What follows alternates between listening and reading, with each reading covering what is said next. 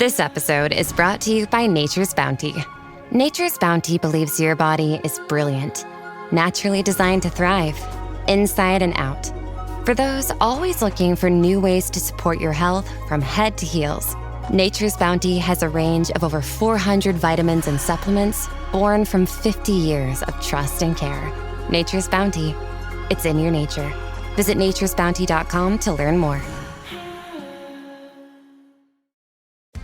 Are your business expenses playing hide and seek? With Uber for Business, the small spends that slip through the cracks, like rides and meals, go right where you need them. Because it integrates with leading expense platforms, you can say goodbye to surprise costs, missing dollars, or chasing receipts. Everything's track-downable. Uber for Business. Make small steps that make a big impact. Learn more at uber.com/small steps.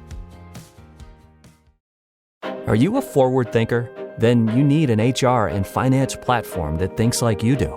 Workday is the AI platform that helps propel your organization, your workforce, and your industry into the future. Workday, moving business forever forward.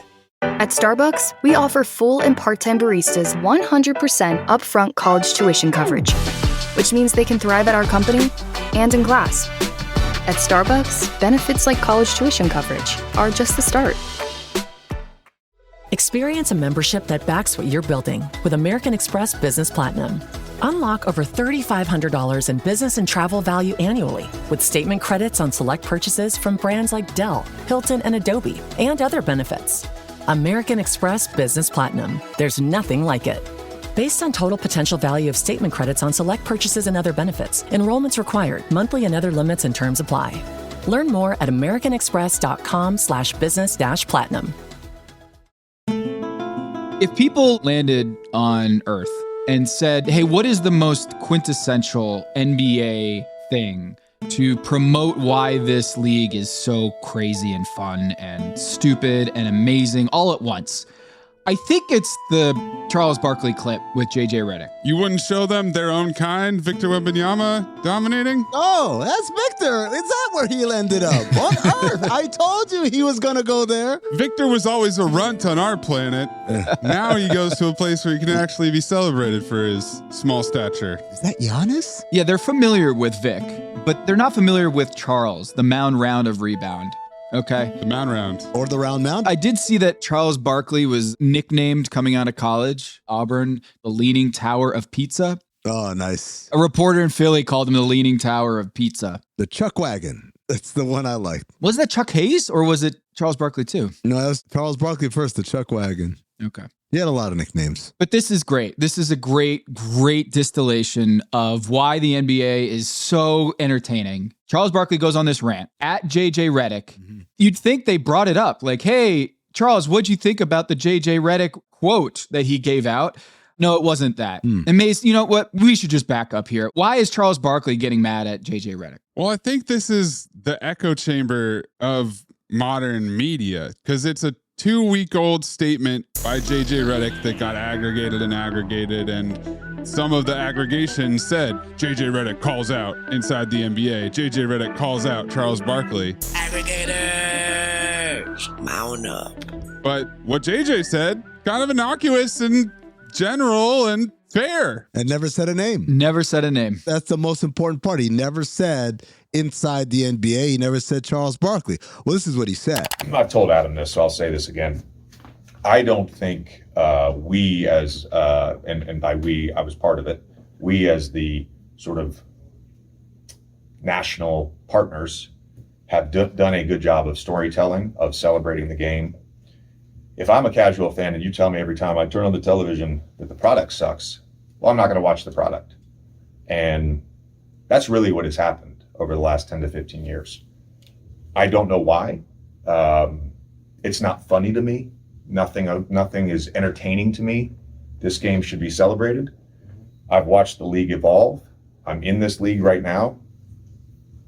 I can tell you without fact or with fact that the league is more talented and not just raw talent. The league is more talented and skilled than it was 18 years ago when I was drafted. That's a fact. There are more players that are excellent. There are more teams that are excellent. I heard when I played for I don't know, 4 or 5 years, well, why do we even play the regular season? We know who's going to be in the finals. Well, guess what? We have parity now. And we're not celebrating parity. We're not celebrating the fact that the Western Conference is as loaded as it is. We don't have anybody that's willing to step up to the fact that this is an awesome game and we should talk about it and celebrate it in a positive way. That doesn't mean we don't critique it. We should critique it, but we should celebrate it. Nobody's doing that. So you see, it's something that a lot of us have been saying, which is the league has a marketing problem. The people who are tasked with selling our game to the public are telling everybody how much it sucks. It reminds me of a clip a long, long time ago. I believe it was the last draft that was on TNT before ESPN got the rights. And it was a draft that was heavy with the Europeans. The Europeans, yes. And so the inside guys are on the set complaining about how many Europeans are going in the first round. And as they're complaining, you know how it goes on draft day. Whatever you're talking about, once the commissioner approaches the podium, you shut up. You end your point right then and there because he's got to announce the next pick. So Commissioner Stern approaches the podium, and these guys are still going at it. They're complaining and saying these guys don't even speak English, and they keep going and going and going and going. And Stern is just standing there with a smile on his face. And finally, Ernie says, guys, we need to get to the commissioner. And Commissioner Stern says, hey, the commissioner was up watching the World Cup this morning. You know, when Kenny and Charles first came into the league, they didn't speak English either. Everybody laughs, and then he says the 7th pick, whatever it was. That was like a real subtle example of what Stern was excellent at, which was you were never going to dictate the rules of engagement for him. Mm-hmm. What's good, what's bad, no. You say, none of these guys speak English. I say, look how global our game is. Whatever it is, Stern was going to make sure we're going to put the NBA spin on it. And if we couldn't, then we were going to eradicate it with maximum prejudice, right? I mean that literally and figuratively. Mm-hmm. So what we have a league has failed at is that. And what JJ Redick is saying in part is people who are selling the game, broadcasters, whatever, stop hating on the game. And he talked about, you heard in the clip, players are more skilled. I believe he's right. More skilled now than they were 20 years ago. I think the IQ is not quite where it was 20 years ago, but that's a different discussion for a different day. And so Charles, whether hit dog holler or whether through the magic of aggregation and people attributing JJ's quotes to be about Charles and Inside the NBA, Charles responds in the way that Charles does. You know what it is? It's Chuck's fault. Why? Well, because some idiot named Jason Monroe said something about that. I heard JJ Redick said something about me. JJ, you better calm down, because when you come for the king, you better not miss. Did he name you specifically, or was he just talking about folks on TV? He said something about we're the reason people ain't watching this crappy product we got. I said, JJ, us, like we out there jacking up 103 tonight. JJ, I don't know Jason Monroe. I don't know who that is, but JJ, if you come for the king, you better not miss. Because I can get you, brother, because I got your Lakers games. You can't hide them flaws they got. You just a dead man walking. They got rid of Frank Vogel, who did a good job. They got rid of Darvingham, who did a good job. But you came out there thinking you were going to change things with that same ugly girl you went on a date with. 64-51 was your halftime score. As we get back to the highlights, and Rudy Gobert. So he came in there thinking, I can make this thing work. Hell, you can. 77-71. Put the makeup on that pig. Man, the Lakers are pigs. The Lakers stink, man. Oh, man, okay. Come on, man. Tatum, by the way, has 38. Put some makeup. What'd you say? Put some makeup. Put some makeup on that pig. I'm JJ Redick. I can make this thing work. Please. Tico, please.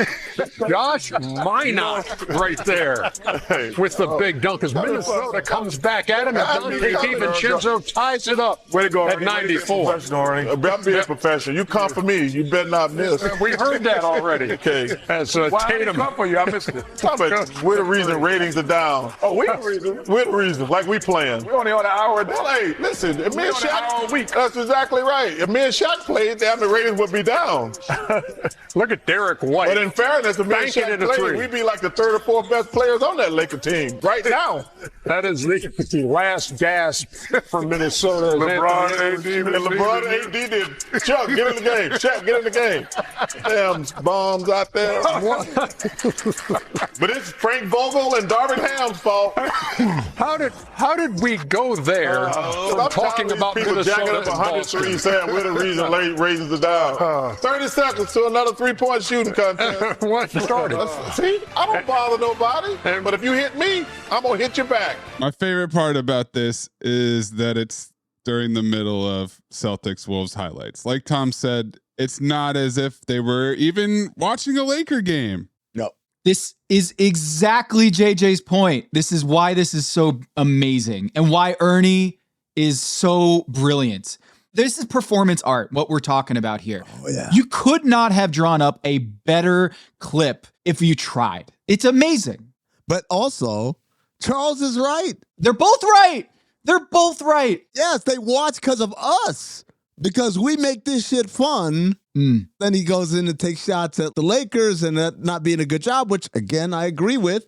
No amount of marketing is going to change the fact that the Lakers are not good. Definitely not a championship caliber team, which is what JJ Redick presumably signed up for. Kind of like you said, Tom, Charles misses the point and shits on the game. He fell into the trap. Yeah. Which is JJ's original point. JJ, he was asked about this at a press conference. And man, I felt like he missed an opportunity to give like a knowing nod of, see, exactly. This is my point. He did it exactly. But instead, I didn't make it all the way through the clip. I got to be honest with you. My resting heart rate is probably 64. I watched the clip. It was 64. Literally don't care. I have other thoughts, but don't care. it seemed like he wanted to project an image of it didn't faze me. I don't care. I didn't see it. Tom, I'm going to tell you right now, JJ Redick completely dropped the ball. Yeah. And this, ladies and gentlemen, is the difference between arguing on Twitter or online or whatever and arguing in real life, right? Arguing in real life, Charles is a 10 out of 10 on delivery. Facts may be off, delivery 10 out of 10. I want to break down line by line what JJ Redick did and what he did wrong. First and foremost, Tom, you're absolutely right. He should have hit him with the Oprah meme, the shrug, and you see?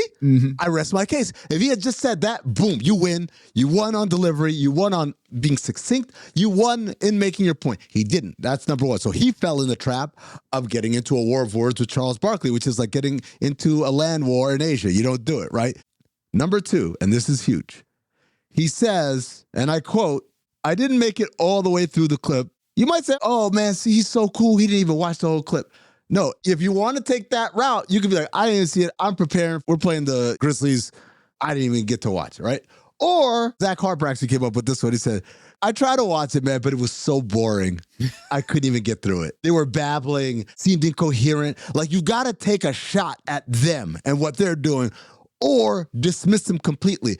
To say I watched it and then I couldn't finish it, and we want to hone in on this. He does the stretch and yawn.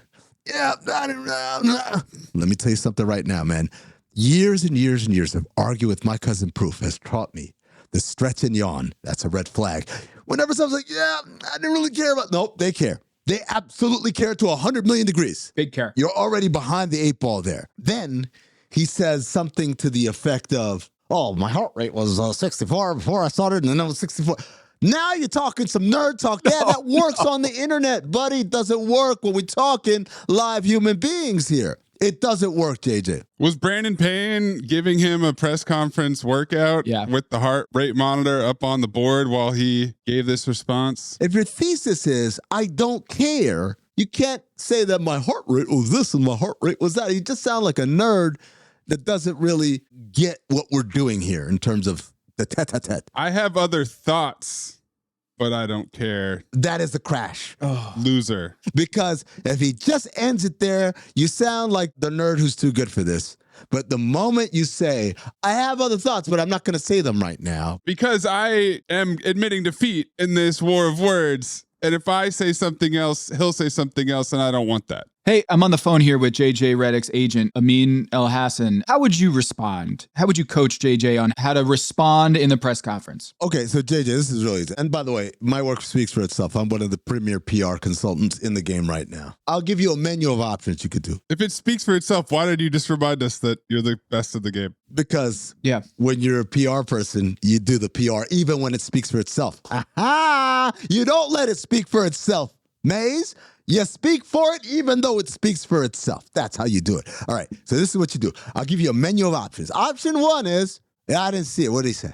I don't think about you at all. That's the Don Draper move. I don't even think about you at all. It's a deflection, okay? Now you're putting the ball in the reporter's hands of having to reenact what Barkley did, which the reporter will never be able to do with the same amount of zuzz to it. So now you get to take apart the real meat of the argument as opposed to the flash in the presentation, right? Option two, I call it the Harper method. You say, yeah, I try to watch it. It was so boring. They were babbling so much. It's so incoherent. A bunch of old men just yapping. I couldn't tell what the hell was going on. But it works for them, and I'm happy for them. Elite condescension. You're going to tear down my job. I'm going to tear down your job, right? And call them old. Yep. Option three, you give them the Oprah nod, smile, and shrug. Case closed. Love it when the defense attorney is actually the prosecution. He could have just said, see, told you so. I rest my case. Yeah. You can say it in 4 words. There's no coming back from that in the sense where now JJ's given him meat to like continue to chew on. And what are your thoughts, JJ? Tom, what kind of meat is he giving him? He's given Charles Barkley a baby antelope that's injured its leg. I have thoughts, but I don't. Come get me now. That's what that is. That's not just meat. That's like prey. He didn't give him a steak. He gave him the thing still alive and kicking its leg. Oh. Blood in the water. Do you think the actual blood in the water here that started it all was the plumbers and firemen comment about Bob Cousy and about the old NBA? Because I do think that former players before Redick's era and LeBron's era being labeled as a bunch of plumbers and firemen, or good job, Michael Jordan, Charles Barkley, Hakeem Olajuwon, you guys are beating up on plumbers and firemen. I think that put JJ Redick in a he's not one of us category with former players talking about today's game. And so it's almost like, hey, we're going to shit on this current player era because you shit on our player era. And now we're both throwing shit at each other. And David Stern's looking up from above being like, y'all, come on. Looking up. Breaking news. Breaking news on Basketball Illuminati. I said from above. Looking up, though. He's above, looking up. All the way up. My assignment. Uncover why the association inspires more conspiracy theories in volume and salience than any other U.S. sport. You've heard of the Illuminati. The truth is out there, but so are lies. Your eyes can deceive you. Don't trust them.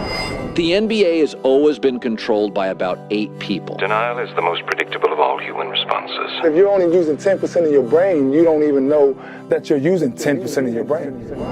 The NBA Illuminati. If coincidences are just coincidences, why do they feel so contrived? The Illuminati. But you start to follow the money, and you don't know where the f*** it's going to take you. It is unspoken. They have influence among other players. The NBA Illuminati. I don't have time for your convenient ignorance.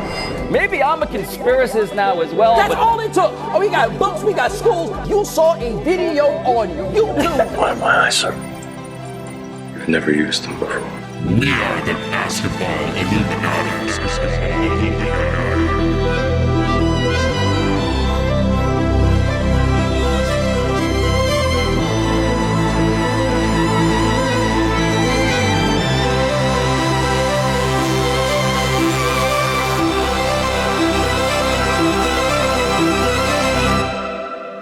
This is Basketball Illuminati. I am Tom Haberstroh, and as always, I am joined by the 5-star Illuminati generals, Amin Elhassan, and producer Anthony Mays. Members of the Illumination can support us on Patreon at patreon.com/countthedings. You can also show your support by wearing a third eye hat or a Basketball Illuminati shirt or hoodie, check out the link in the show notes or go to the Count the Ding store on Cotton Bureau and keep that third eye open. We've got a great show. We've got our old friend, current friend, Jorge Sedano of ESPN going to join us to talk about Jimmy Butler and how we got here. The Miami Heat organization is in a standoff. Pat Riley's in a standoff with Jimmy Butler, the best player that the Heat have seen since LeBron James and Dwayne Wade, and arguably the third best Miami Heat player of all time, is now in a trade demand standoff. I thought you were friends with Chris Bosh. That was horrible for him. You didn't even get mentioned, and then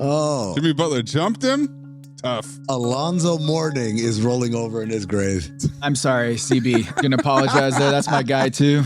Yeah, it's tough. But yeah, Jimmy Butler. We'll talk to Sedano about that later in the program. But first, you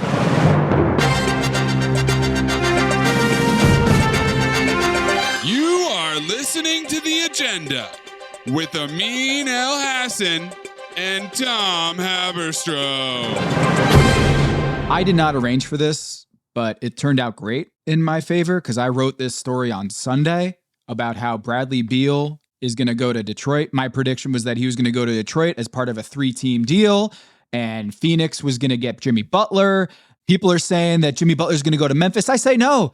He's going to go to Phoenix, and then Phoenix is going to say Bradley Beal to Detroit, and then Detroit's going to send some salary flotsam and some picks over to Miami. Done. 3-team deal. Great. Flotsam. But people were like, why would Bradley Beal want to go to Detroit? And I went Charlie Day in front of the corkboard, and I pointed out that Mark Bartlestein and Arn Tellem, which I'll get into later with Jorge Sedano, I'll probably map it out for you guys. But then Chris Haynes came out with a report, and it lit everything on fire. Perfect for me.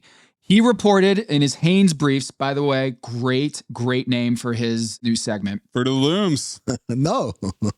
Haynes. I received pretty significant news out of Phoenix. Sources relayed to me that Bradley Beal and Yusuf Nurkic will be removed from the start lineup starting Monday at Philadelphia. And in their place will be starting rookie Ryan Dunn and Mason Plumlee.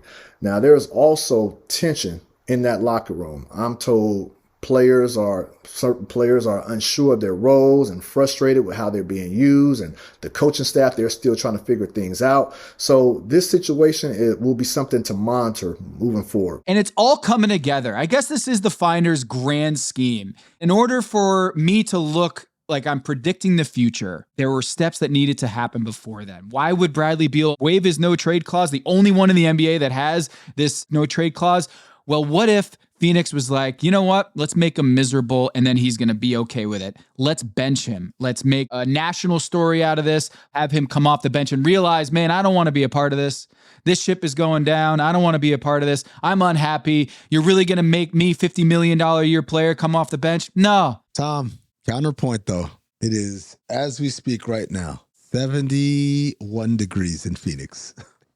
All you said right there was real cute. And if I was Bradley Beal, I'd feel the same way. Like, how dare you do this to me? How dare you besmirch my reputation and ask me to come off the bench? I won't stand for this. Then you look at Detroit's weather forecast. Flip it.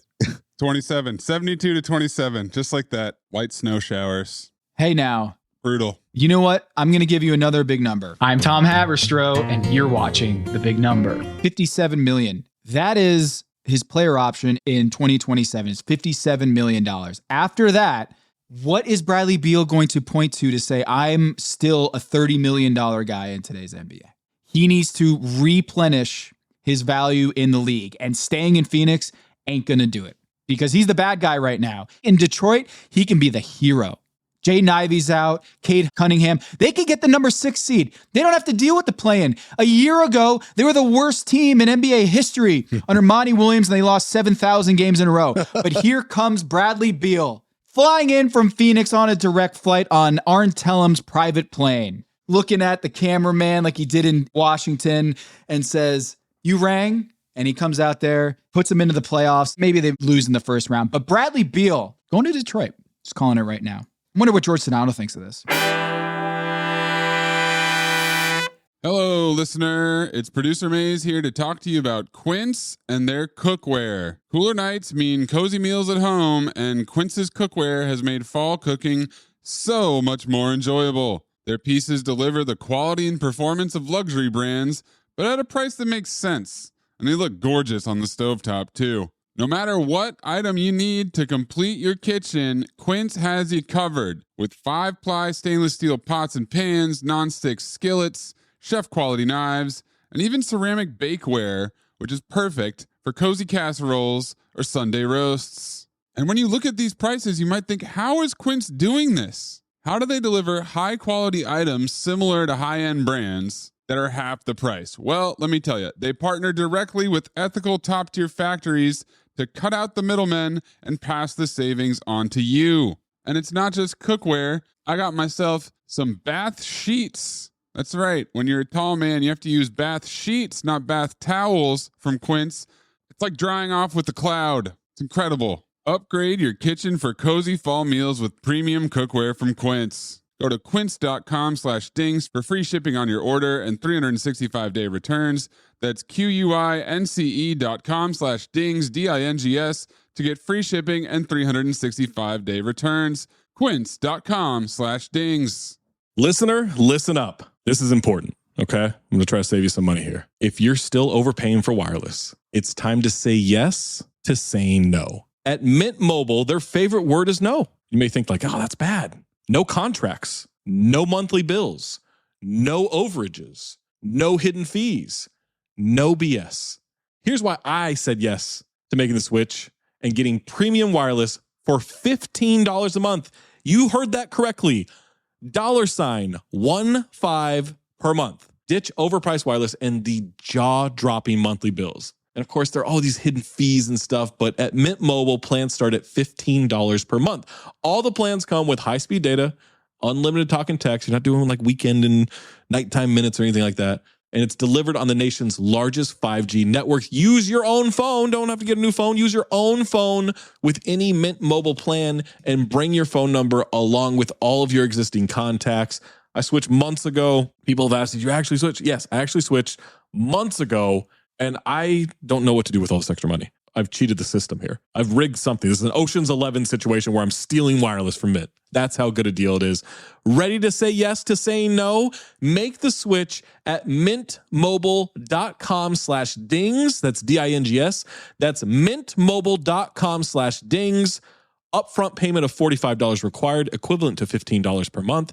Limited time new customer offer for first 3 months only. Speeds may slow above 35 gigabytes on unlimited plan. Taxes and fees extra. See Mint Mobile for details. Hello, listener. It's producer Maze here to talk to you about Kindred. Now, close your eyes like Owen Wilson during a job interview and imagine a way to travel that feels personal, comfortable, and connected without the price tags and the sterile feelings of hotels or short-term rentals. Now open your eyes and stop using your imagination because Kindred has made it very real. That's exactly what they do. Kindred is a members-only home swapping network. It's not a hotel. It's not a short-term rental. It's a smarter way to travel where each stay feels like home. Here's how it works. With Kindred, your home is your ticket. You earn credits by hosting fellow Kindred members, and then you use those credits to stay in over 220,000 homes in more than 100 cities worldwide. There are no hotel costs or rental fees, just the credits that you've earned. Every stay comes with white glove service, 24/7 trip support, and $100,000 in host protection. Make it easier for you to travel and enjoy yourself and not worry about details. I've used Kindred and I found an amazing home for a weekend getaway in an idyllic location with amazing views and great ambiance. It had everything I needed. And the best part was, it cost me $0. So apply now at livekindred.com and use code DINGS to join for free. Plus, you'll earn 5 nights of travel credit just for signing up. That's right, that's 5 whole nights for free at livekindred, KINDRED.com, code DINGS, DINGS, livekindred.com, code DINGS. Wish you could become a morning person? You know the type, up before the sun, early morning runs, first one to the office with donuts and a smile. How do they do it? Easy. With the new Galaxy Watch 8, sleep tracking and personalized insights from Samsung Health help you improve so you can wake up to a whole new you. One who, dare I say it, skips the snooze? It's possible. Train your sleep with Galaxy Watch 8. Learn more at Samsung.com. Requires compatible Samsung Galaxy phone, Samsung Health app, and Samsung account. The family that vacations together stays together. At least, that was the plan. Except now, the Dastardly desk clerk is saying he can't confirm your connecting rooms. Wait, what? That's right, ma'am. You have rooms 201 and 709. No, we cannot be 5 floors away from our kids. The doors have double locks. They'll be fine. When you want connecting rooms confirmed before you arrive, it matters where you stay. Welcome to Hilton. I see your connecting rooms are already confirmed. Hilton, for the stay. You all think I'm late. Well, I'm not late. And I'm going to stay right here and fight for this lost cause, even if this room gets filled with lies like these. And the Taylors and all their armies come marching into this place. Somebody will listen to me. There's no better way to overpower a trickle of doubt than with a flood of naked truth. But the complexity and the gray lie not in the truth, but what you do with the truth once you have it. What is true and right is true and right for all. You and I both know that that's just not the truth. You can't handle the truth. It's too messy. Keeps them up nights. I'm here because in the end, the truth is worth the risk. Speak a little truth and people lose their minds. I'm a grown man, you can tell me the truth. Why is it people who want the truth never believe it when they hear it? So you know what I'm going to do? I'm going to do something really outrageous. I'm going to tell the truth. So we're taping this pod, and I was just looking in the archives, George. The first time I came on 790 The Ticket, do you remember this at all? You're doing a show. Yeah, I was doing a show in the morning, and you came on. That's not remembering. Hold on. George's like, yeah, I remember. I was doing a show. You came on. Well, the Heat Index had just started, and I was like, I really like this Haberstroh guy. Andy, go book him. Yeah.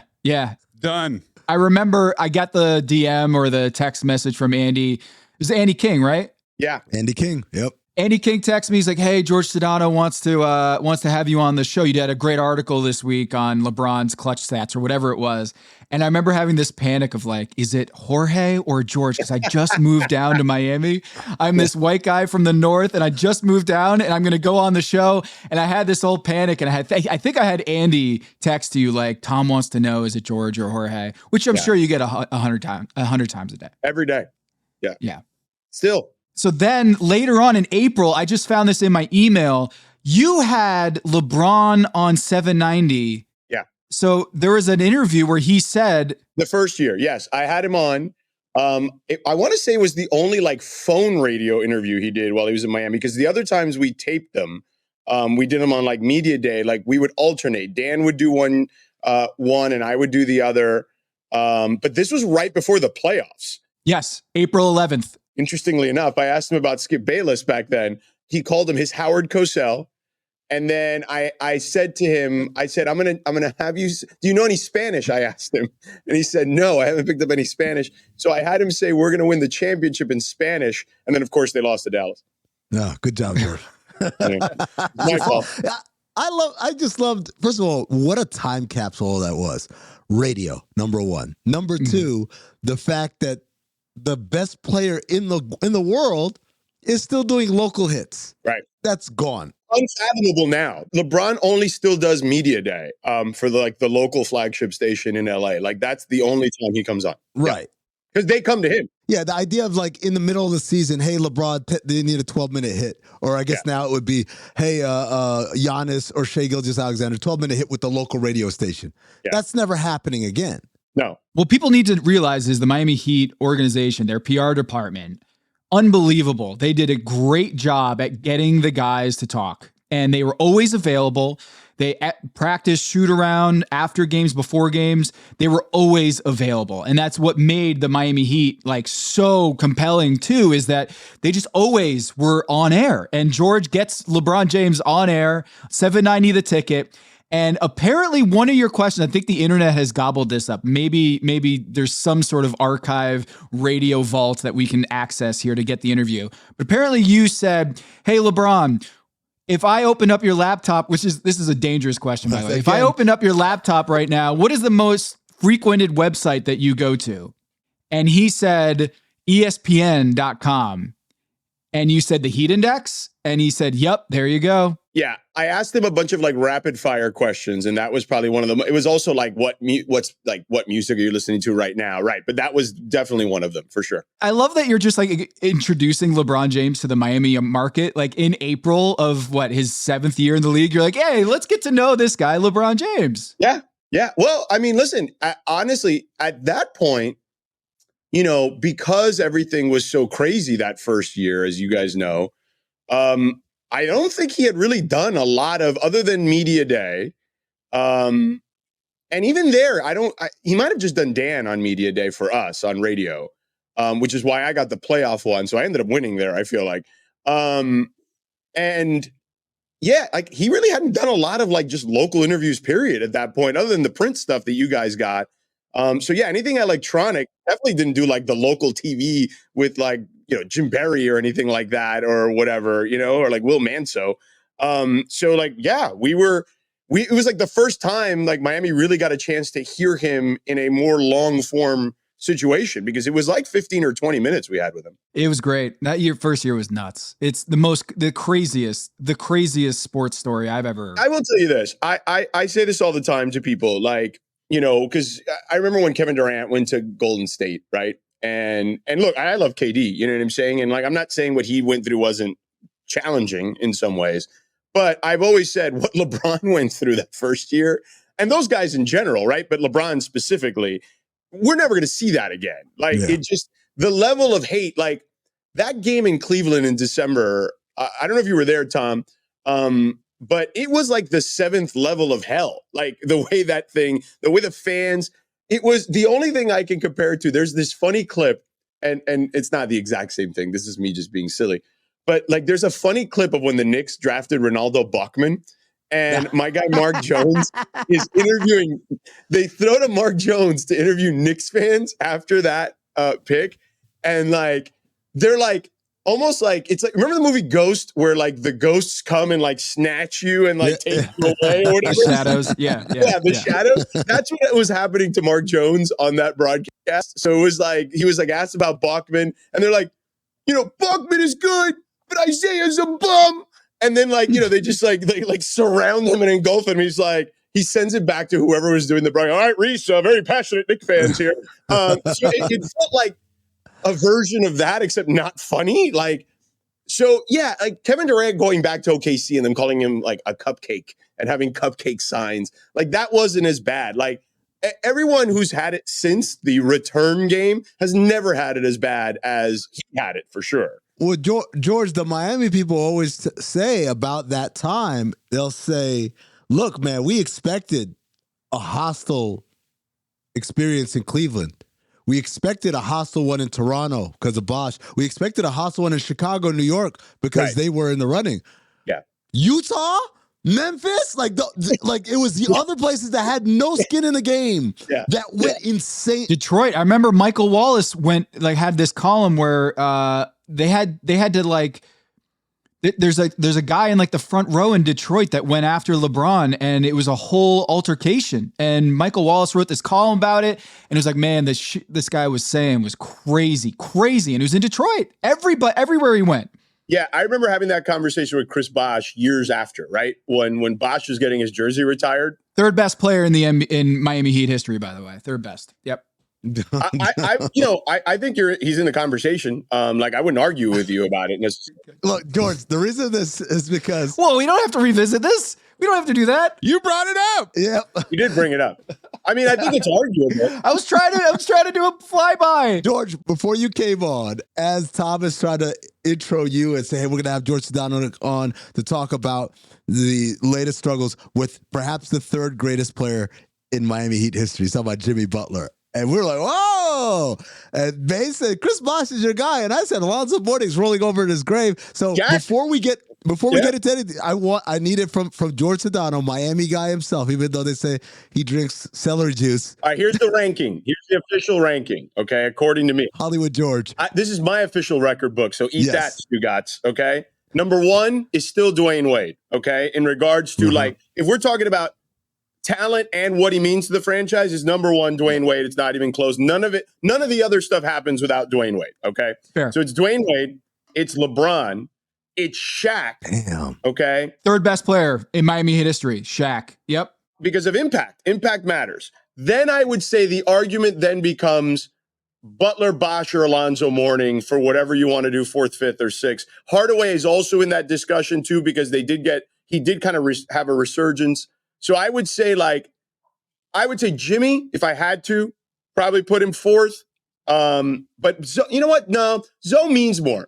I would go 4 with Zoe. Then I'd say Jimmy and Bosh and Hardaway can argue for 5th. Zoe was the inception of Miami is a whale hunter's paradise. Correct. That's where it starts. Yeah. It starts with Alonzo Mourning. Like I'm gonna come in. I'm Pat Riley. I took over.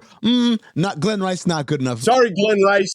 You're gone. Yeah. Give me one of the premier centers in the game. Yeah. To me, Zoe's got to be up there. When you talk about Heat culture, like that's Zoe. Yeah. He's 4th.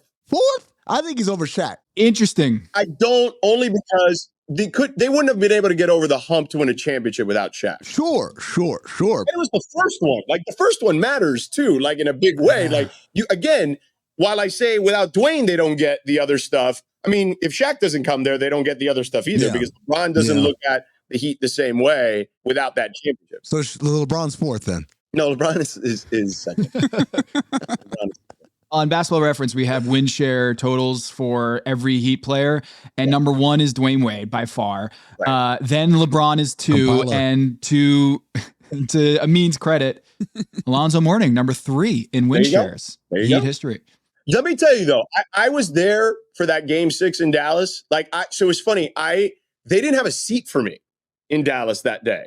Actually, I misspoke. They had a seat for me, but I was at that time, the pre and post game host on radio. So I did pre, post, and half. And they had me all the way up in the roof. And I'm like, how the hell am I supposed to get all the way down to the broadcast position? Because back then, radio was being done on the floor. So I'm like, there's no way. So I finagled with the Heat security guys, Dave Holcomb and those guys, to be able to stand next to them, basically in the VOM near the tunnel. So right near the Heat bench in the tunnel. So I stood the whole game. So back to Zoe, I was right there when Zoe had all those crazy blocks, like that one stretch where he blocked, I think it was Jason Terry or Josh Howard or whoever it was, like a bunch of times, and then did this thing on the floor where he like punched the floor and like nuts. Like I was right there when that thing happened. It was crazy. So culture. Yeah, that was culture. People are saying now, like, this is crazy what's going on with Jimmy Butler and Pat Riley. This has happened before. It is crazy. But someone with the Heat had reached out to me and was like, kids these days, they don't remember what happened in that first year in Miami. Like, it was wild. Dude, forget that. Go back further. Shaq almost punched Pat Riley in practice. Yeah. Forget about what Jimmy Butler did the other day. You want to talk about Heat culture? Alonzo Mourning saved Pat Riley. Saved Shaq too. Shaquille O'Neal was this close to slugging Pat Riley, and Alonzo Mourning, big fella, got in the way and saved Pat Riley, who was nose to nose with Shaquille O'Neal in practice over Jason Williams getting there late to practice. One of my favorite quotes is from Uncle Jerome, who's Shaq's longtime security guy. He's telling me that story. And he says, as soon as they left, he's like, well, I'm going to start packing. And Shaq was like, why? It's like, we're not coming back. Yeah. You don't come back from this. Yeah, for sure. And you're right. Amin got to then have Shaq with the Suns back then. So, yeah, like this, to me, that was like, that doesn't top that, okay? Like, forget it. You know what I mean? Like, you're not topping that. Bumpgate in 2011 with LeBron and Spo was wild. Right, for sure. And the whole, hey, do you ever get the itch, right, to Riles? Like, come on, man. Like, that stuff, if that stuff would have happened in today's internet, oh my God, we'd be talking about it for forever. Like, it would be the only thing we would be talking about. By the way, it's all, for all the chatter about NBA ratings, this, that, and the other, back then, we had the best combination, I think, of drama and like on court, like we had enough super teams, but enough teams that felt like they were competitive. Like we had like a perfect blend of just everybody kind of like mixing up the focusing on the games and the drama at the same time. But I will say this, that team is where the drama scale started to flip for sure, more in that direction than the game direction. It doesn't mean that this saga between Jimmy Butler and Pat Riley isn't awesome, isn't great theater, isn't dramatic, isn't just, it's got a lot of different tentacles in it. But George, when you look at Jimmy Butler and this Pat Riley situation, when do you think it broke? Like, when do you think it kind of changed? Was it when Pat Riley called him out and was like, hey, if you didn't play, then you need to shut the hell up? Or was it before then? There's two, I think, timelines where both sides can be culpable here, okay? Let's start with, do I agree that with Jimmy and his representation that they could have done a better job of at least trying to get better in the margins? Yes, okay? I do agree that that is something they could have done. Because they did try for Dame. They tried for Donovan Mitchell. But Ethan Skolnick, I'll never forget this, tweeted out that he had heard that Donovan Mitchell did not want to play with Jimmy Butler. And then Donovan quote tweeted him and said, that's not true. I don't know if it was true or not true, but I will, if I had to side with one side or the other, and I like Donovan, I would probably lean towards Ethan, and here's why. Because when the Heat beat the Sixers in the second round, I guess the year they faced the Denver in the finals. Yeah, 2023, 2 years ago, yeah. Yeah, so they beat, because I remember Danny Green got hurt in that game or whatever, just terrible knee injury. And I remember Donovan Mitchell was hanging around the Heat locker room, like during that series, like hanging around the Heat locker room, like just hanging around. And I remember seeing him like, hey, what's up? He's like, hey, what's up? And I was just like, oh, okay. And I know he's friends with Bam, but I was just like, but he's in Philly. Like this seems weird. So this would have been 2022 then, because the Philly series was in 2022. Okay, so so they beat the Hawks first round, 2022. The Game 7 loss to the Celtics. The Celtics. Okay, so that's the year. Sorry, I had my years confused. So you see Donovan Mitchell outside the locker room with the Heat. Yes, absolutely. And just kind of hanging out there, talking outside the locker room. And again, I know he's friends with Bam, but that to me was like, that struck me like, this doesn't seem normal. You know what I'm saying? Like, so I that's why when Ethan wrote that, I kind of bought it a little bit. I mean, he says no, but I don't know. So anyway, they tried for Donovan. It didn't work out. They tried for Dame. We all know how that worked out. Okay. So could they have found a way to get like a Derek White or, I mean, hell, they tried for Drew Holiday and Portland wouldn't do that either. But could they have gotten like a Derek White or maybe like, I don't know, a Josh Hart or someone that could have helped them on the margins? Sure. I do think they could have done that. But that's not generally who they are. To Amin's point earlier, they're the whale chasers, okay? So like this, them giving up at the knowing their mindset, them giving up assets for what they deemed was maybe a marginal upgrade was not worth it. Now, granted, they went back on that with Terry Rozier for some reason or another. That one I don't understand, but every once in a while they have one of those. Like they did that with Brent Barry, I remember with Zoe and Timmy one time. And it was like, Brent Barry, he's a good player, but that's not going to work here. Like he doesn't fit what they do. So every once in a while, there's some of those. Ricky Davis, I remember that. I'm like, Ricky Davis? Like, what are we doing here? Danny Granger, beat up, injured Danny Granger after LeBron. So anyway, Luol Deng even to some extent. Yeah, the greatest free agent signing in Heat history, right? Yes, according to Pat Riley. Yes, after LeBron left. That was, wow. Petty, yeah. Anyway, long story short, could they have done better? Yes, they could have done better, at least in the margins. I always feel like even an upgrade in the margins in the NBA where competition is very tight could help you, especially with, all it takes a turned ankle here or there. Things can swing in your direction. Which they've been the beneficiary of too recently. Right. So there's that. Now, especially knowing this thing with Pat when he said what he said in the summer, I'm fairly certain that was probably brewing for at least a little while. You know what I'm saying? And if there's one thing that irks Pat Riley, going back, by the way, years, is if he's paying you tens of millions of dollars and you don't play. Because I remember the year after the Heat lost, and got swept by the Bulls after winning the first championship, he went after Shaq in that postseason press conference. I remember him saying something about, you can't come here and expect to get paid the way you get paid and play 40 games. That's not how we do things here. So that was the beginning of the end of that one. But I know that that's the thing that drives him insane. But if you're the organization, if you're Nick Harrison, Mickey Harrison, Andy Ellisberg, and Adam Simon, Spo, everybody, Pat, you know that's how he feels about it. And I'm guessing he wasn't the only one that felt that way. You probably just go to Jimmy and his agent and say, hey, this is probably not going to work for both of us. Like, it's been awesome. Let's trade you so you can get your money. We're not going to pay you based on the production you're currently giving us, based on the amount of games you're playing. Let's just move on. That would have been the smart thing to do. But, you know, they went the other way.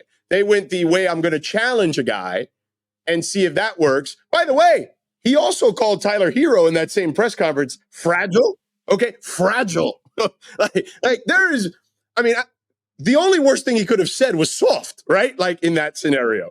And Tyler Hero has responded in a big way. And when Jimmy Butler and Spo had the almost fight in the middle of that game, they went on this incredible run in the postseason right after that. So when challenging these guys, a lot of times it responds positively. Correct. Now, and then basically everything Jimmy and his representation have done since there afterwards is nonsense. Starting with Jimmy's representation telling everybody, you know, under the sun, oh, Jimmy's going to play like an MVP this year. He's going to prove it to everybody. You know, and you know the Heat are going to, you know, we'll see. You know, if he even decides to come back because he's going to play at such a high level, he's going to have so many suitors. You know, this, that, and the other, and they're going to regret not signing him to a long-term deal before. That's basically what was being spread around the media landscape from his side. Okay, clearly that wasn't the case. Okay, because he's basically on pace to play less games than he did last year. Okay, this was even before the suspension. Or the illness that he had, which he did have an illness. So like there was that. He was sick. But like, he was on pace to play 54, 55 games. So none of that came to fruition. Then he destroys Shams Charania on Twitter. And all the things that Shams has tweeted then and since have absolutely come to fruition, like almost to a T. So like, they have mishandled this completely. And I also don't think him doing what he did at the press conference the other day makes sense. Because if I'm another team, I'm like, really? Again? You know what I mean? Like, I'm not doing this again. I'm not doing it with this guy. Like, I don't care how good he is. At 35, there's, you know, it's diminishing returns at this point. Like, how much time does he actually have left where he can perform at the levels we've seen? And now he's going to keep acting like this at the one place where they clearly also allowed him certain concessions, and I think people around the league know this, that LeBron didn't get, that Dwayne didn't get, that Shaq didn't get, that Bosh didn't get, that Zoe didn't get. I mean, you went through the whole top 5. Hardaway didn't get 6. There you go. And it still wasn't enough. So I get both sides of it, but both sides handled it terribly. The Heat on the front end and Jimmy and his team on the back end. I feel like I'm one of the few people who sat back and said, well, I'm not surprised. These are two train tracks that were always going to meet at this place. Yes. At this juncture. It was always going to be, at some point, Jimmy wants more money, and the team is going to look at it, whether it's been a lovely time over the last 18 months or so, or the acrimony we're talking about. The team's going to look at it like, I don't feel comfortable paying you because of your age and because of other factors, right? No, I don't feel comfortable doing that. And Jimmy, historically, does not appreciate having to wait for his money. This episode is brought to you by Indeed. When your computer breaks, you don't wait for it to magically start working again. You fix the problem. So why wait to hire the people your company desperately needs? Use Indeed's sponsored jobs to hire top talent fast. And even better, you only pay for results. There's no need to wait. Speed up your hiring with a $75 sponsored job credit at Indeed.com/podcast. Terms and conditions apply. Purina believes no one should have to make the impossible choice between their own safety and their pets. But nearly half of domestic abuse survivors delay leaving because they can't bring their pets with them. Through the Purple Leash Project, Purina is helping create more pet-friendly domestic violence shelters so survivors and their pets can escape and heal together. Visit Purina.com/purple to learn more. Big news. Sephora is now on Uber Eats. So if you find yourself facing a beauty emergency, like needing a last-minute gift, or you're just out of your favorite mascara, again, don't panic. We got you. Order now and get $10 off on Sephora orders of $50 or more on the Uber Eats app. Order now. Offer ends October 30th. One order per customer. Additional terms apply. See app for availability. Delivery fees may apply.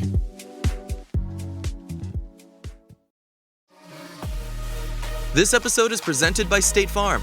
Having insurance isn't the same as having State Farm. It's like expecting the leadership of a team captain on the football field, but getting a sea captain. You wouldn't settle for just anything for your team. Shouldn't it be the same for your insurance? So don't settle for just any insurance when you can go with a leader.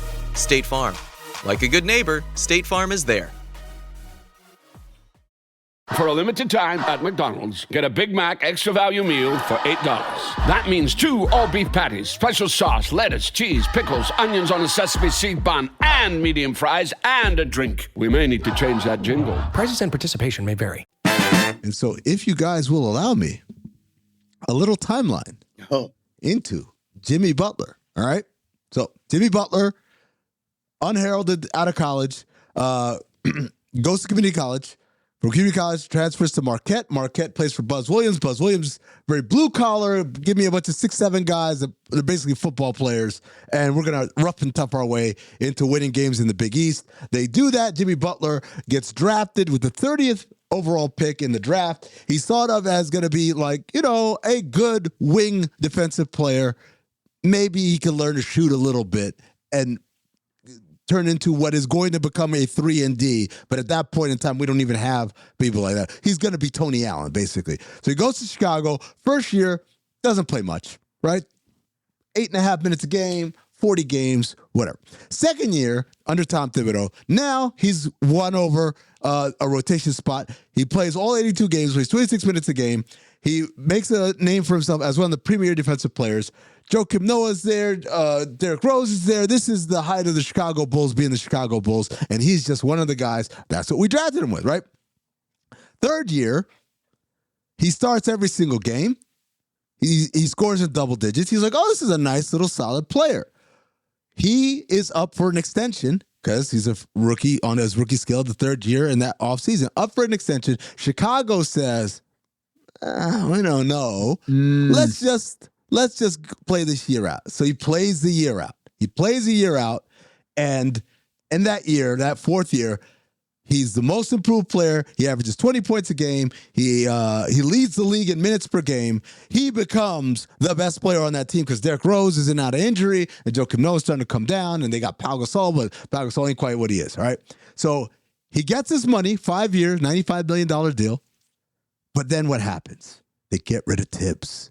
Despite Tibbs winning a bunch of games and all that, Tibbs is out. Who's in? Fred Hoiberg. Fred Hoiberg, very different type of coach. Tom Thibodeau, we all know, taskmaster, coaches you hard, whatever. Fred Hoiberg, kind of easygoing guy. Jimmy Butler does not respect that. So, begins to rebel almost instantly against Fred Hoiberg. Bulls realize we have a ticking time bomb on our situation. We got to get rid of this guy. Also, he's going to be up for another extension in a couple of years. We got to make something happen. So, who should come calling? Tom Thibodeau, who is now in Minnesota as the president of basketball operations, acquires Jimmy Butler, right? Says, we want you here to help build our culture. All the great times we had in Chicago, we want to build it here in Minnesota. Acquires him, right? Sends Zach LaVine and Chris Dunn out there. Goes to Minnesota. Franchise has been horrible since Kevin Garnett won MVP. They have the best year ever. He's clearly raised their level of play. He's raised their young star players in terms of what their approach is, the Tibbs culture, all that stuff. Tibbs says, we couldn't have done it without you. Jimmy says, I'm glad you said that because I'm up for an extension. Can I get max money? And the Timberwolves, many say this is coming from above Tom Thibodeau. This is coming from Glenn Taylor, where they say, we don't know so much. We'll give you Max is a lot. I don't know. I don't know if we can hand out maxes like that. You know, money's tight, da-da-da. And then they turn around and they give Max to Karl-Anthony Towns, and they give Max to Andrew Wiggins in consecutive off seasons. And so Jimmy Butler says, wait a second. You said I'm the reason why we're winning, yet you're paying these guys who couldn't find winning out of, in a brown paper bag, in a wet paper bag. You're paying them. What's the deal? And Tibbs was like, So Jimmy says, I don't want to play anymore. Trade me. And Tibbs says, I can talk to him. Spends the whole offseason trying to talk him into coming back. It's like, I got him. Don't worry. It's Jimmy. I got it. It's my guy. Jimmy Butler's incommunicado all offseason, shows up on day one of training camp, walks into practice, takes the third string team, beats the first string team with the third string team. Well, you and I were on the air. Yes, we were. On national television while it was happening. And I was in the Miami Heat media room watching you guys when this was going down. Just full circle here. Broke that story, took the third stringers, beat the first stringers, guarded Karl-Anthony Towns, did not attempt a single shot. Later on, Jamal Crawford would add the detail that he wore a Rolex the entire time. I can neither confirm nor deny that part of the story. But it happens, then leaves practice, gets in a car, drives to a pre-arranged location where the reason why George and I were on the jump was because Rachel Nichols was in Minnesota on hand to interview Jimmy Butler. She interviews Jimmy Butler. Jimmy Butler just eviscerates everything. I go to Minnesota for game one of the regular season. They introduce the Jimmy Butler, the entire crowd boos. Boos. By the end of the game, the crowd gives him a standing ovation. But Jimmy Butler does not, because he's so amazing, they win the game. But Jimmy Butler doesn't want to be there. Tom Thibodeau can't fix it, so eventually they trade him to Philadelphia, where he goes. He's like, cool, I'm going to get my money.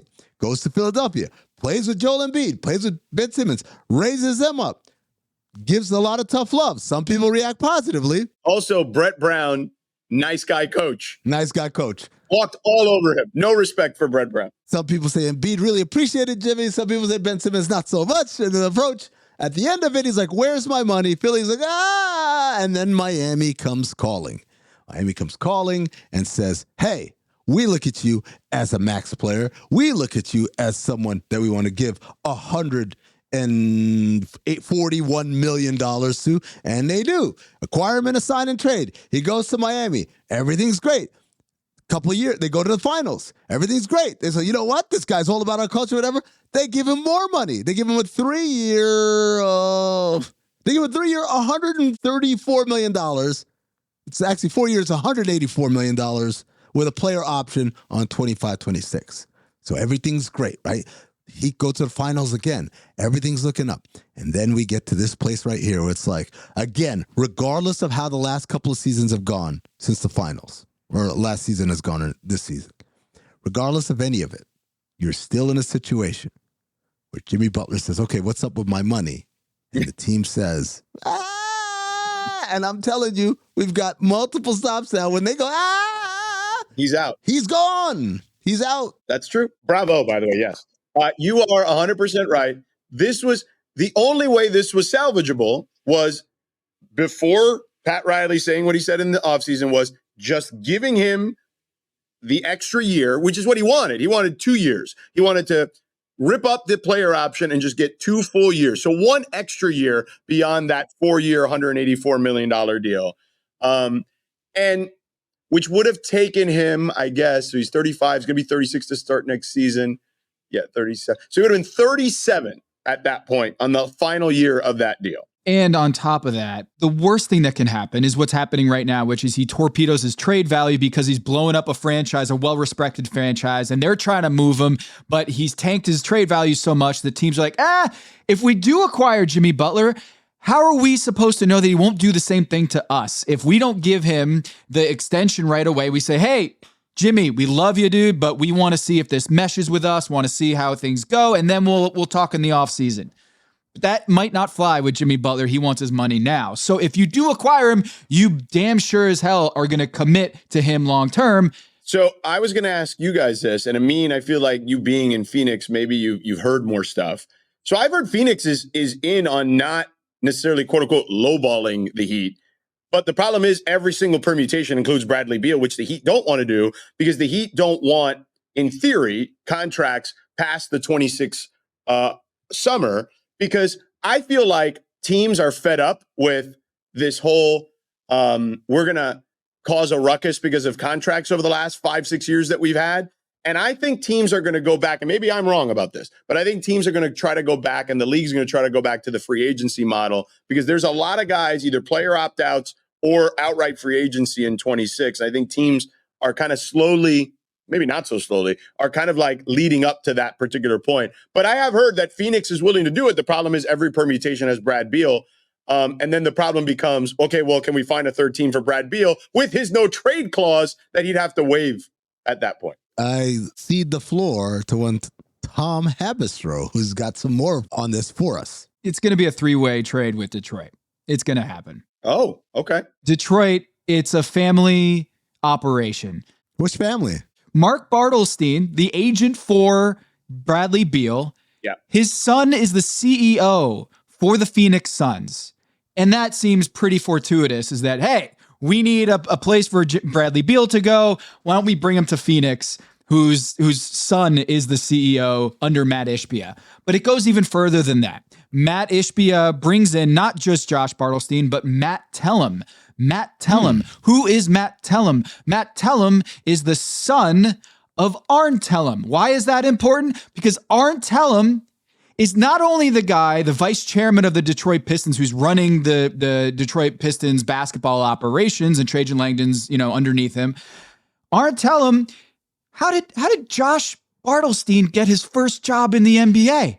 Oh, it was Mark Bartlestein called up Arn Tellem and said, hey, can my son get a job over with you, Arn? Arn was actually asking for someone who could work for him, and magically Mark Bartlestein said, why don't you talk to my son? He gets the job. He's an assistant to Arn Tellem. Arn Tellem's son then goes over to Phoenix. It's one big incestuous family of, hey, favors going back and forth. And there's the Bradley Beal problem. Bradley Beal, who is going to take Bradley Beal with a no trade clause? And my thing is, man, wouldn't it be great if one of the front office men, maybe two front office men in Phoenix, could call Arn Tellem and say, hey, Dad, can you take care of Bradley Beal in some way that will entice him to be like, yeah, cool. I'll waive my no trade clause and I'll go and voluntarily go to Detroit. And that is going to take some convincing, as I wrote for TomTheFinder.com. But man, those are some influential voices in the ear of Bradley Beal. And you can see, no doubt, the Phoenix Suns are now out of the play-in. They're 11th in the Western Conference, and it's a sinking ship. And does Bradley Beal, who got benched, does Bradley Beal want to be a part of that when see his value plummet heading into a player option in the following summer? I don't think so. I think Bradley Beal will want to go somewhere where he can prove his value, that he's still an all-star caliber player. And what better place to do that than in Detroit, next to the rising star of Cade Cunningham, who lost Jaden Ivey for the season, and they need more offensive ammunition. Bradley Beal, okay, going to Detroit. They found their third team. What does that permutation look like? What makes the money work there? This is where it's amazing. Tom is vibrating right now. What did Jimmy Butler say in the tunnel after they beat the Philadelphia 76ers? I was standing right there. I think Donovan Mitchell might have been next to me. He said, Tobias Harris over me. What if Pat Riley was so petty that he was like, you know what?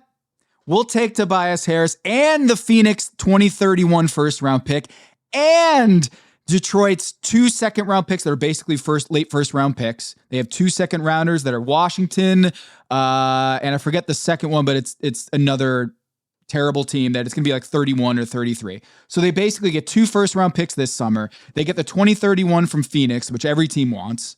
And the Miami Heat acquire not just Tobias Harris, the same guy that the Philadelphia 76ers chose to extend and give this big contract over instead of Jimmy Butler, but also one player we talked about already, his son, Tim Hardaway Jr. Tim Hardaway Jr. comes over from Detroit, and full circle comes to Miami. A former Heat ball boy, Tim Hardaway Jr.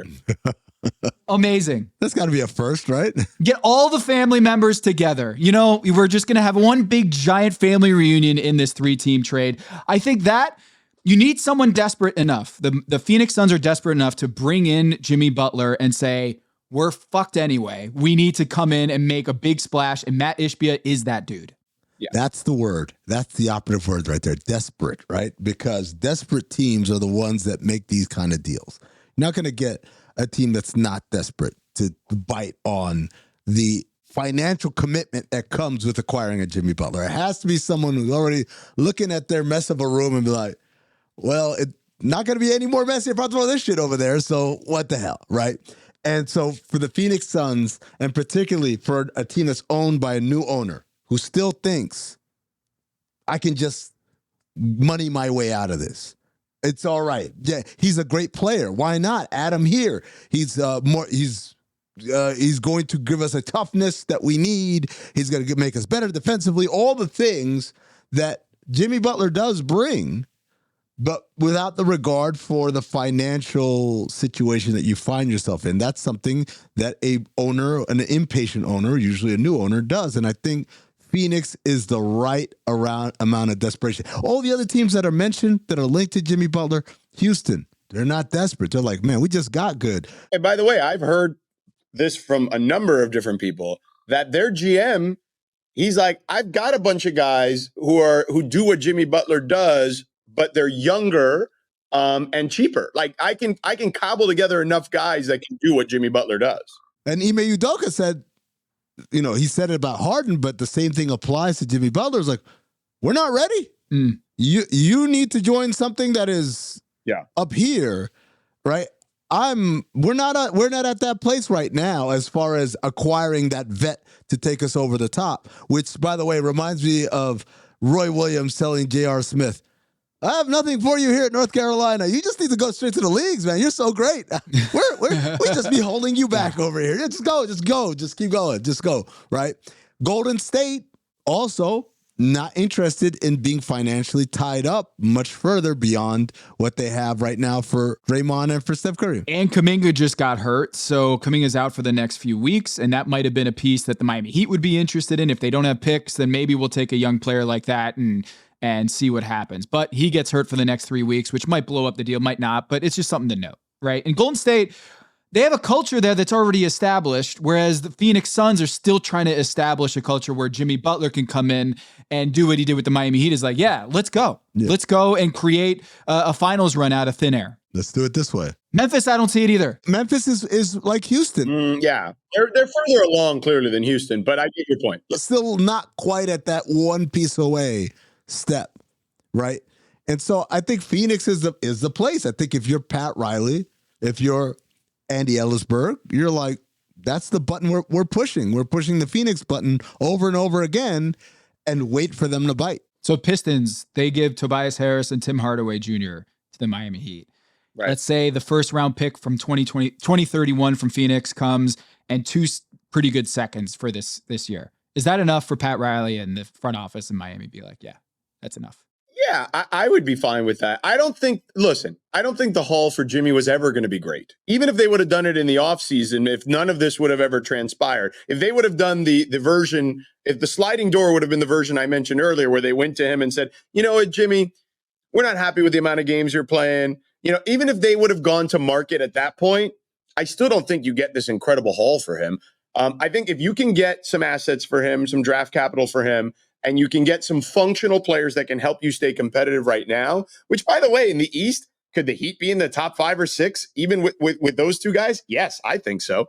I'm always a big fan of, Spo in the land of misfit toys. You know what I'm saying? And kind of see what he can do. So are they, as good as Boston? No, of course not. But are they competitive still? Yes. And that's what they want. They want to bite at the apple at what's coming in 2026. I think that's the idea of what they would particularly want, because that's when, going back to what we started talking about with Amin, that's when they can go whale hunting potentially again. I'm looking at the 2026 class. Luka, player opt-out. That's the one to look at. Not because I think Luka's leaving Dallas, but I think Luka will opt out. I don't know if he'll leave Dallas, But I do think he will, if he opts out, who knows? Maybe he tests free agency. Here's the potential free agents in 2026. You got Kevin Durant, by the way. Right. Kevin Durant. You have Damian Lillard. De'Aaron Fox. Zach LaVine, Trae Young, which are in a tier below. Kyrie Irving. Fred VanVleet. And you get down further. You had De'Aaron Fox, James Harden. That's the class you're looking at. When was the last time we even had a class that was even that good? Because nobody gets the free agency. So I don't know how KD feels about Jimmy Butler. Maybe we'll find out here soon enough. But he didn't sign an extension either. And Matt Ishbia last year, you remember the press conference after the exit interview where they got swept by the Minnesota Timberwolves in the first round. Matt Ishbia said, if you call up all the 29 other GMs in the NBA, 26 of them would happily trade spots with us. There's only 3 teams that are in a worse position than we are. And now they're on the brink of missing the playoffs. He's got to be figuring out a way to get Jimmy Butler. Yeah, I think it makes sense for them. I think, the appropriate level of desperation.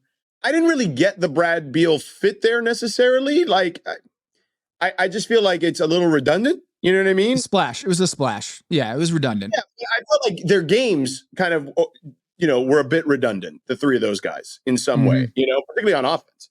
And look, I was there early in the year, okay? I did a couple of their games.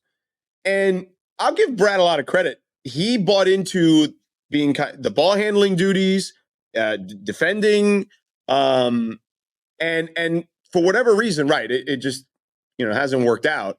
From that point on. That was very early in the season. I haven't had them in a long time. But at that time, everything seemed okay. It just seemed like, hey, if Kevin Durant can get healthy, they'll be fine. And then Kevin Durant got healthy and it wasn't necessarily fine. So I think that they definitely could use a shakeup. And Jimmy brings an added dimension for sure. Jimmy gets to the free throw line at an incredible rate when he wants to still, even this year, when he's not, some people are questioning whether he's playing as hard as he can. He has had, I think he had a game not too long ago, a couple weeks ago, where he had 18 free throws in a game. So he brings an added dimension that they haven't had. He does like to operate in the mid-range like those guys. But I think that Bud has done a better job of getting Kevin and Devin to shoot more threes, which for whatever reason, Frank couldn't. So I think that if you can continue having those guys work a little further out and allow Jimmy to kind of do his thing, I think the recipe works better offensively. And then defensively, he's an upgrade, yes. Wondering what your thoughts are on when Pat Riley hangs it up. It's so funny. I remember having this conversation. Amin, you and I were at this Super Bowl party together at Michelle Beadle's house. This is a long time ago now. Oh, my God, yeah. The Falcons blowing the lead. Yeah, I remember that. No. That was one. This one was a different one. This was the Eagles. Oh, yeah. Different Beatle Super Bowl. The year after. So it was the Eagles beating the Patriots. Yep. And I remember running into, let's just say, someone who had been in the Heat organization at some point in their career and happened to be at this party. And there was a lot of NBA people there. I mean, Jalen was there, Chauncey was there, Paul was there, right? Like everybody who worked in LA was there, right?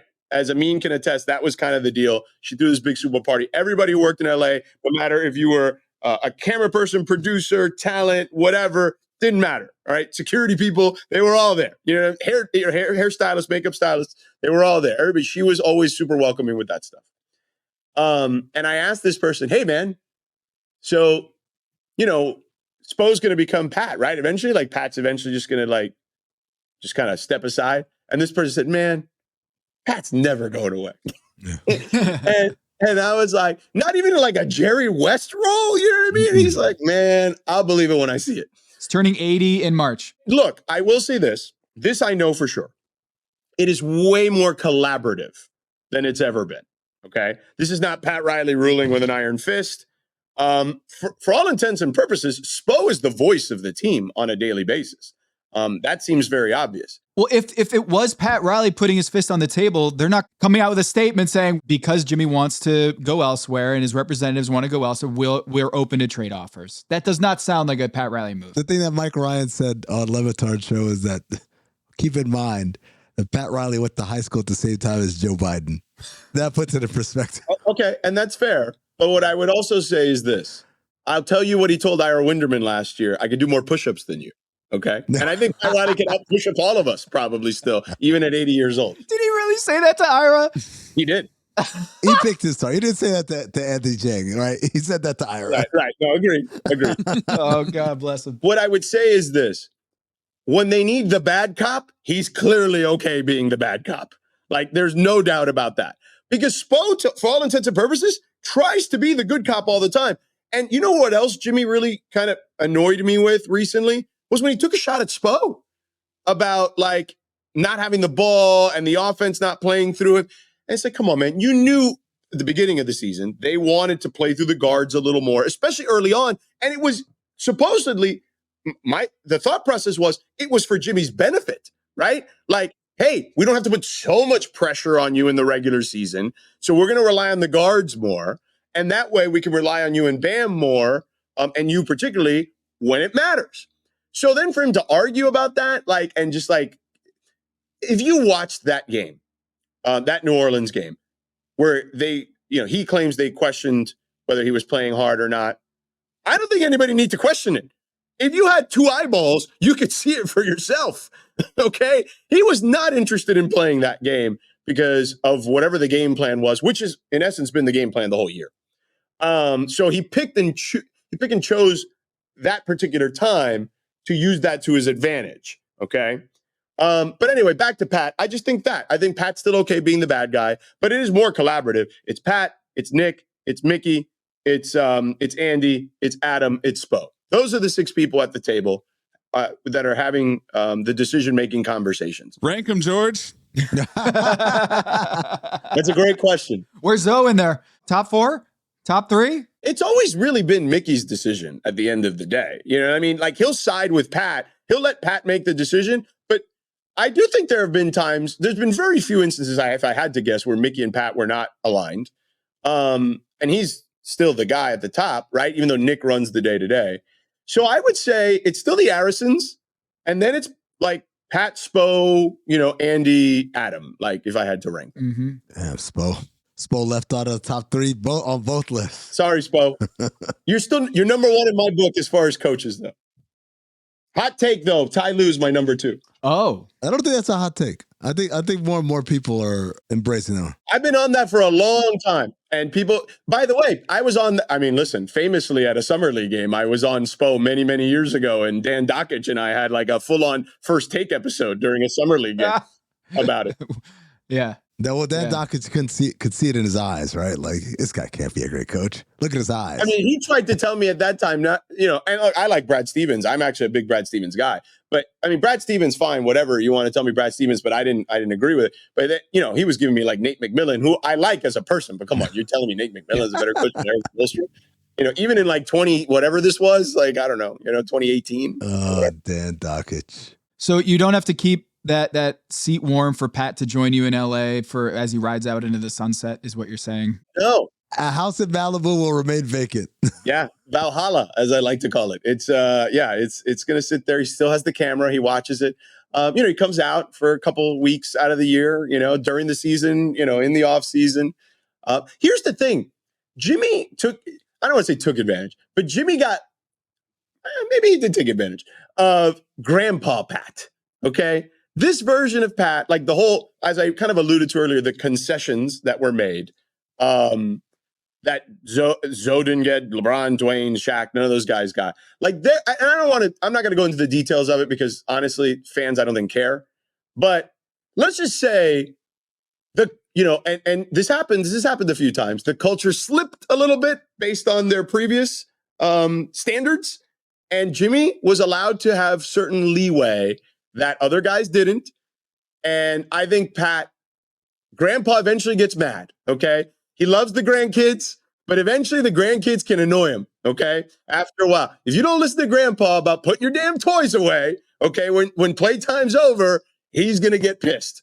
And that's what happened. So Pat eventually was like, all right, enough. And here we are. Jorge Sedano, ESPN, go watch him on TV, does great work. Even if it's Winston-Salem, North Carolina, going to call a Wake Forest football game. And then right below that, in NBA coverage? I know the peak of your commentary is doing weight games. Were you sad Dave Clawson went away? I'm sad that Dave Clawson went away. Dave Clawson, random side note, one of my favorite coaches to talk to, him and Mac Brown, both gone. And Dave Clawson, cool story. I know his wife is, her parents were expats. They lived in France. She grew up in France. I was going to France last summer with my kids, which was not my idea. And Kelly's like, what? She's listening to this. Like, everything's been great so far. And not my idea.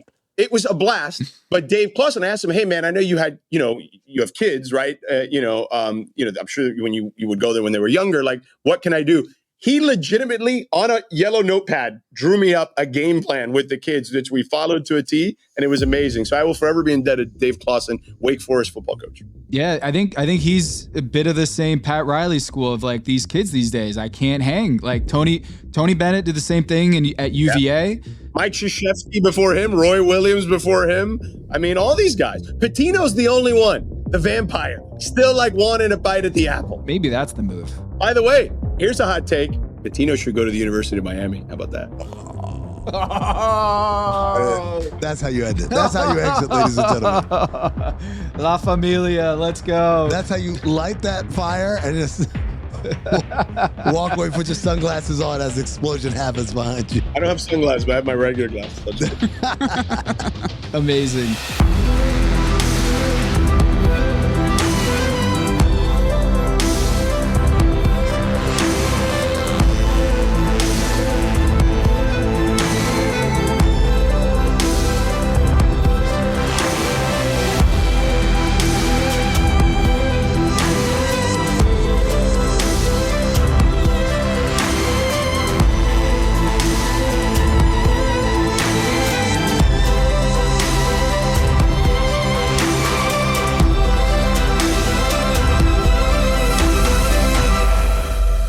Pretty cool. We got Mark Bartlestein on the pod to explain that to us, Amin. Yeah, I always tell my kid, Joshy, stick with me.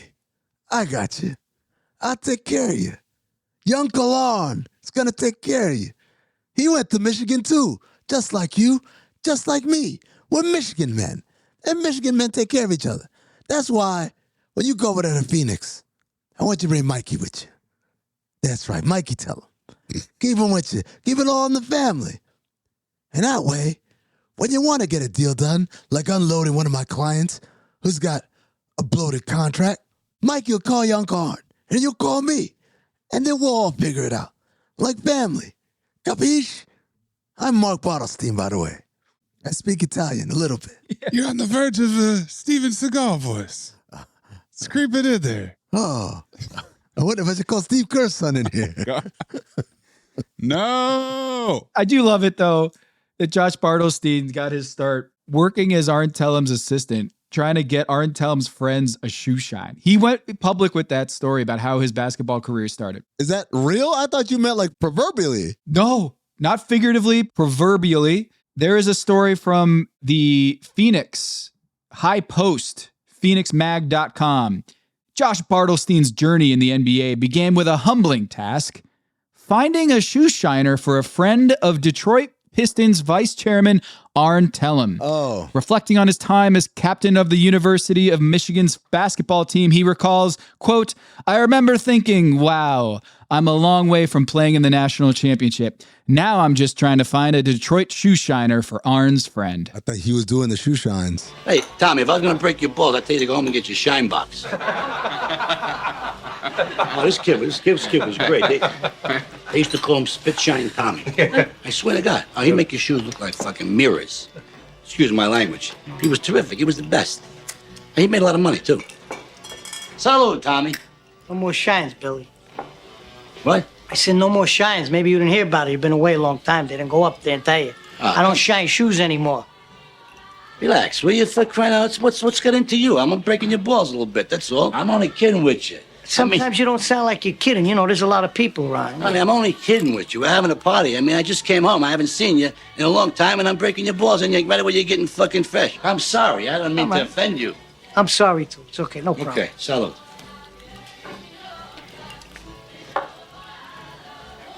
Now go home and get your fucking shine box.